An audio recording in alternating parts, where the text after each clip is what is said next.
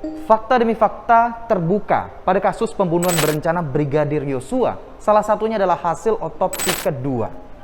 Otopsi ulang jasad Brigadir Yosua sebelumnya telah dilaksanakan pada tanggal 27 Juli 2022 dan akhirnya diumumkan pada 22 Agustus 2022 lalu.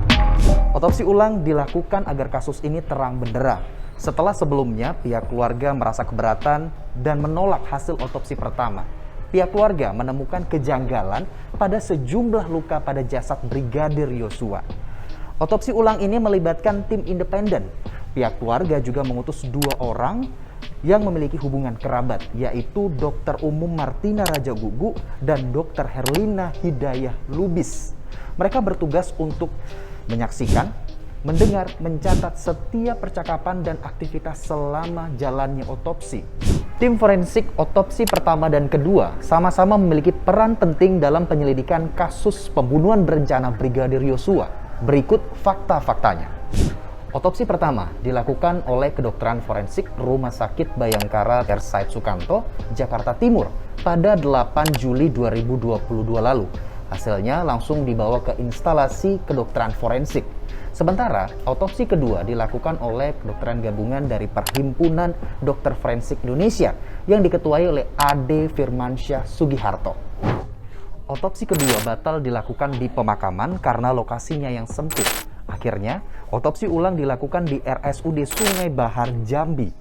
Untuk sampelnya dibawa langsung ke RSCM untuk dibuatkan laporan analisis penyebab kematian Brigadir Yosua. Dan hal itu menghabiskan waktu kurang lebih 4 minggu. Hasil otopsi kedua menyebutkan adanya persamaan juga perbedaan dengan hasil otopsi forensik pertama.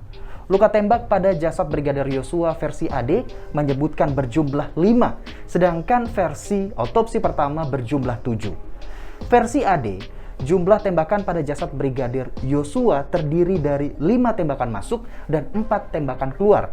Artinya, ada 1 peluru yang masih bersarang pada jasad Brigadir Yosua, yaitu dekat tulang punggung.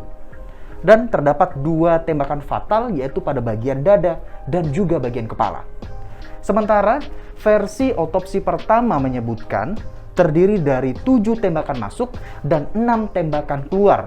Dan ada 1 proyektil yang masih bersarang di bagian dada jasad Brigadir Yosua. Tim forensik tidak bisa lagi menentukan jarak tembakan karena ciri-ciri luka pada jasad Brigadir Yosua tidak lagi sama dengan otopsi pertama. Otopsi pertama dan otopsi kedua sama-sama menyebutkan luka pada jasad Brigadir Yosua adalah akibat tembakan, bukan bentuk penyiksaan. Lalu bagaimana dengan kecurigaan keluarga tentang luka penyiksaan pada jasad Brigadir Yosua? Kamarudin Simanjuntak selaku pengacara pihak keluarga Brigadir Yosua menyebutkan adanya sejumlah luka yang disebut sebagai bentuk penyiksaan.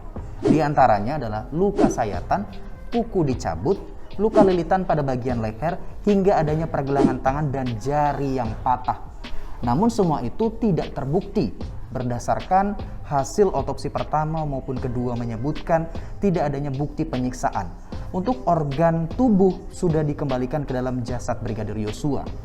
Semua bukti sudah dikantongi, proses hukum terus berjalan. Meski masih banyak tanda tanya akan apa motif dari pembunuhan Brigadir Yosua ini.